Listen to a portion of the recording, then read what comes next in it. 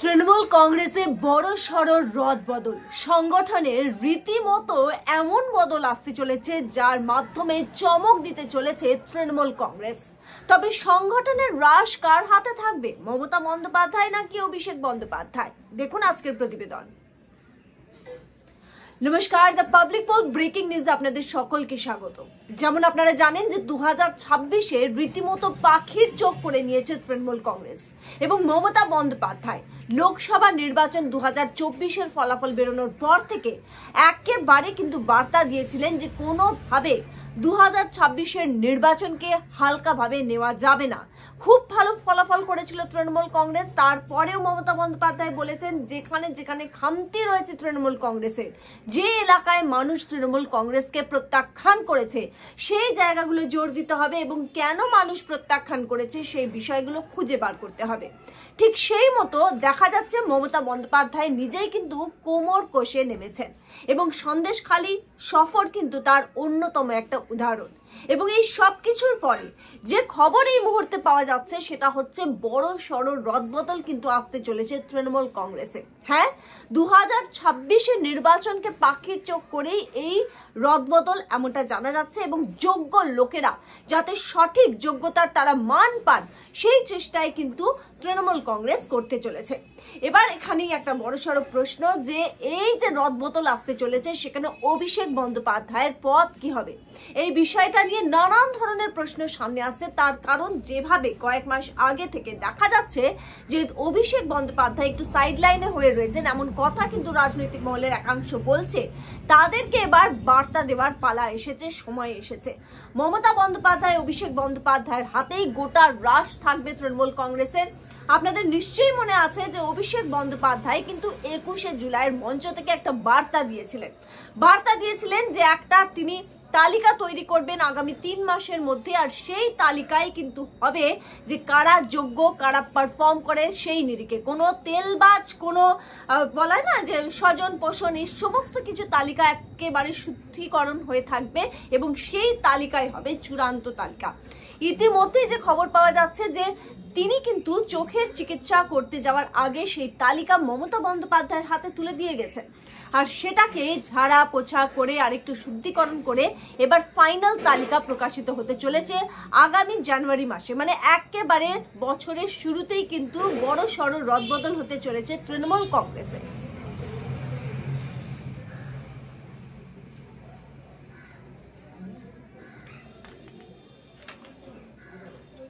ইতিমধ্যেই দেখা গিয়েছে যে বিভিন্ন ধরনের অভিযোগ কিন্তু তৃণমূল কংগ্রেসের ভেতরে একাধিক নেতারা করছেন যে কিছু নেতা এমন স্বজন পোষণকে গুরুত্ব দিচ্ছেন যে যারা কাজের লোক তারা কিন্তু দল থেকে অনেক দূরে চলে যাচ্ছেন।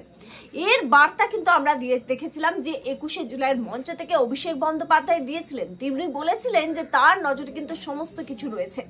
আর এখানেই কিন্তু একটা বিষয় যে দেখা গিয়েছিল যে মাঝে অভিষেক বন্দ্যোপাধ্যায়ের যে কাছের লোকেরা ছিল তারা কিন্তু সেইভাবে গুরুত্ব পায়নি সাম্প্রতিক একটা মমতা বন্দ্যোপাধ্যায় অভিষেক বন্দ্যোপাধ্যায়ের দলের একটা বৈঠকে, এবং সেই সময় থেকে একটা খবর চাউর হয়েছিল যে অভিষেক বন্দ্যোপাধ্যায় মমতা বন্দ্যোপাধ্যায়ের মধ্যে আবারও দূরত্ব হয়েছে।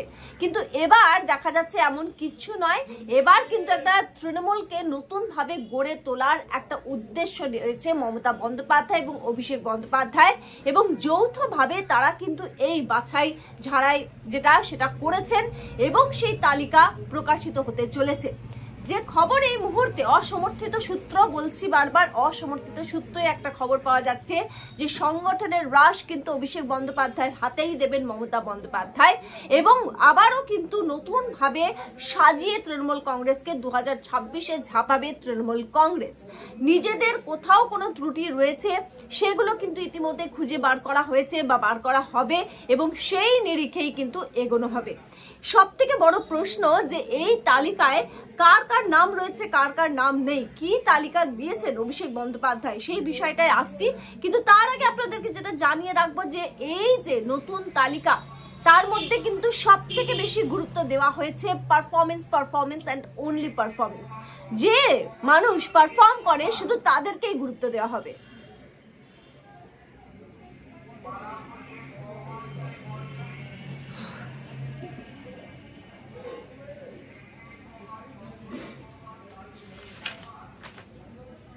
এই তৃণমূল যে নতুন দায়িত্বগুলো দেওয়া হবে সেখানে কিন্তু পারফরমেন্সকে বেশি গুরুত্ব দেওয়া হবে, সেখানে নবীন প্রবীণের একটা কিন্তু মেলবন্ধন দেখা যাবে। এই যে নতুন যে নতুনভাবে সংগঠনকে সাজানো, সেটা কিন্তু মরিয়াভাবে চেষ্টা করছে তৃণমূল কংগ্রেস, কারণ 2026-এ কোনোভাবে কোনো জায়গা ছাড়তে চাইছে না তৃণমূল কংগ্রেস।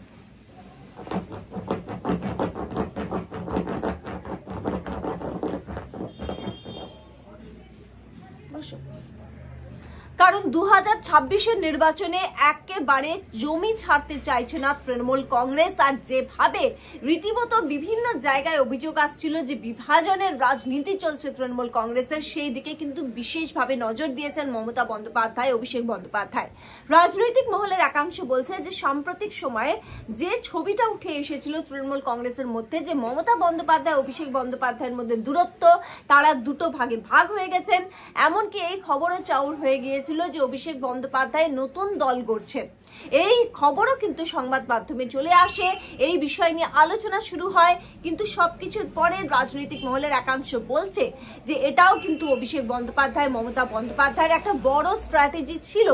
এই স্ট্র্যাটেজির মাধ্যমে একটু ছাঁকনি দিয়ে নিজের দলের কর্মী, সমর্থক, নেতা, নেত্রী তাদেরকে কিন্তু একটু ছেঁকে নিলেন। তারা কোন দিকে পালা ভারী, কোন দিকে তারা যেতে পারেন, কি অবস্থান তাদের, কি মানসিক যে থট তাদের, কোন দিকে যাচ্ছেন, কি ভাবছেন, এই সমস্ত কিছু কিন্তু একটু দেখে নিতে চেয়েছিলেন, বাজিয়ে নিতে চেয়েছিলেন অভিষেক বন্দ্যোপাধ্যায়, মমতা বন্দ্যোপাধ্যায়। এবং সেটাই কিন্তু একটা স্ট্র্যাটেজি। এই স্ট্র্যাটেজির মাধ্যমে কিন্তু তারা ঝাড়াই বাছাইটা করেছেন এমনটা জানা যাচ্ছে। এবং সব থেকে যে গুরুত্বপূর্ণ বিষয় যে 2026-এর নির্বাচন, যেখানে কিন্তু বঙ্গ বিজেপি সব থেকে বড় বিরোধী দল, যেটা এই মুহূর্তে তৃণমূল কংগ্রেসের, তারা কিন্তু রীতিমতো ছন্ন ছাড়া হয়ে আছেন। এমন একটা পরিস্থিতিতে যেখানে পুরোপুরি ভাবে ছন্ন ছাড়া হয়ে রয়েছে বিরোধী, সেই সময় যেভাবে সিরিয়াসলি মমতা বন্দ্যোপাধ্যায়, অভিষেক বন্দ্যোপাধ্যায় নিজেদের দলকে নিচ্ছেন, দলের কর্মীদের দিচ্ছেন, সেটা কিন্তু ভীষণ ভাবে একটা পজিটিভ দিক বলে কিন্তু মনে করছে রাজনৈতিক মহল। কারণ অনেক সময় হয় যে 2026-এর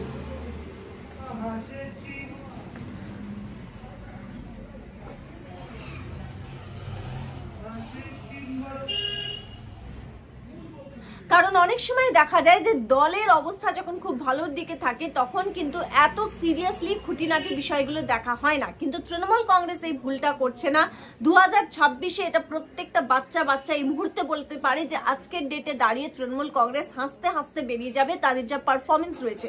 কিন্তু তারপরেও এই বিষয়টাকে কোনোভাবে হালকাভাবে নিতে চাইছেন না অভিষেক বন্দ্যোপাধ্যায়, মমতা বন্দ্যোপাধ্যায়, এবং তারা কিন্তু মরিয়া চেষ্টা চালিয়ে যাচ্ছেন যাতে রিফর্ম করা যায়, আরো উন্নত তরে তৃণমূল কংগ্রেস মানুষকে দেওয়া যায়। কারণ মানুষ যেখানে আস্থা দেখিয়েছে তৃণমূল কংগ্রেসের উপর, সেখানে এই যে প্রতিনিয়ত দুর্নীতির খবর, দুর্নীতির অভিযোগ, এই সমস্ত বিষয়ে কিন্তু তারা মাটিটাকে শক্ত করতে চাইছেন। অন্যদিকে শুভেন্দু অধিকারী বা বঙ্গ বিজেপি যেভাবে একটা স্ট্র্যাটেজি নিচ্ছে হিন্দু ভোটকে নিজেদের দিকে টানার, যেহেতু 39% ভোট ইতিমধ্যে হিন্দু ভোট রয়েছে কিন্তু শুভেন্দু অধিকারীদের দলের, অর্থাৎ বঙ্গ বিজেপির ঝুলিতে। সুতরাং বারবার কিন্তু শুভেন্দু অধিকারী এই জায়গাটায় হ্যামার করছেন, এই জায়গাটায় কিন্তু মানুষকে বোঝাচ্ছেন যে আর 5 থেকে 6% হিন্দু ভোট হলেই কিন্তু রাজ্যে ক্ষমতায় আসতে পারে বঙ্গ বিজেপি। সেই জায়গাটাকেও কিন্তু ভীষণ সিরিয়াসলি নিয়েছেন মমতা বন্দ্যোপাধ্যায়, অভিষেক বন্দ্যোপাধ্যায়, এমনটাই জানা যাচ্ছে। এবং হিন্দু ভোট ব্যাংকের দিকেও কিন্তু বিশেষ নজর এবং এবার থাকবে। এই যে নতুন ভাবে যে ঢালাও ভাবে সাজানো হচ্ছে তৃণমূল কংগ্রেসকে, সেখানে কিন্তু এই সমস্ত দিকগুলো দেখা হবে যে কোথায় গলত রয়েছে, কোথায় আরো উন্নত করা যায়, কোথায় স্ট্র্যাটেজি দলের আরো ঠিক করতে হবে, বিরোধীরা কোন ফাঁক ফোকর দিয়ে ঢুকতে পারে, কোন ইস্যুকে কাজে লাগাতে পারে, সেই বিষয়গুলোকে কিন্তু গুরুত্ব দেওয়া হবে।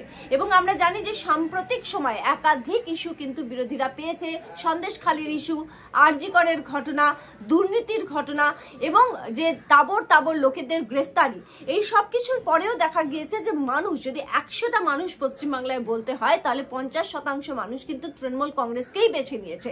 এবং সেক্ষেত্রে সেটা 50% থেকে যাতে বেশি করা যায় সেই দিকেও নজর দেওয়া হচ্ছে। এবং একটা নতুন তৃণমূল কংগ্রেস গড়ে কিন্তু মানুষকে বার্তা দেওয়ার চেষ্টা করবেন মমতা বন্দ্যোপাধ্যায়, অভিষেক বন্দ্যোপাধ্যায়। এমনকি যেটা দেখা যাচ্ছিল যে অভিষেক বন্দ্যোপাধ্যায় রীতিমতো সাইড লাইনের বাইরে চলে গিয়েছেন, এবং যারা অনুগামীরা ছিলেন অভিষেক বন্দ্যোপাধ্যায় তারা কিন্তু অনেকটা দুমড়ে মুচড়ে গিয়েছিলেন। এবার তাদেরকেও একটা বার্তা দেওয়ার সময় এসেছে যে দল কিভাবে স্ট্র্যাটেজি নিয়ে এগোচ্ছে এবং অভিষেক বন্দ্যোপাধ্যায়ের পথ কি, গুরুত্ব কি। যেটা জানা যাচ্ছে যে এই 25শে জানুয়ারির মধ্যেই কিন্তু সংগঠনের যে রদবদল, যে সাংগঠনিক রদবদল হতে চলেছে সেটা কিন্তু অ্যানাউন্সমেন্ট করে দেওয়া হবে তৃণমূল কংগ্রেসের পক্ষ থেকে, এবং সেখানে অভিষেক বন্দ্যোপাধ্যায়ের কতটা গুরুত্ব দলে সেটাও কিন্তু বুঝিয়ে দেওয়ার একটা বার্তা দেওয়া হবে, এমনটাই কিন্তু জানা যাচ্ছে।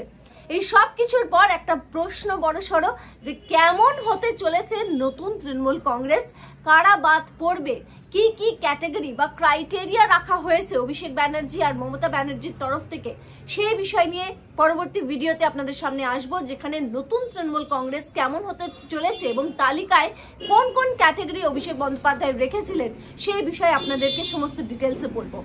আবার একটা নতুন ভিডিও নিয়ে দেখা হবে আপনাদের সঙ্গে। দেখতে থাকবেন the public pole breaking news, জনতার দরবার। ভালো থাকবেন।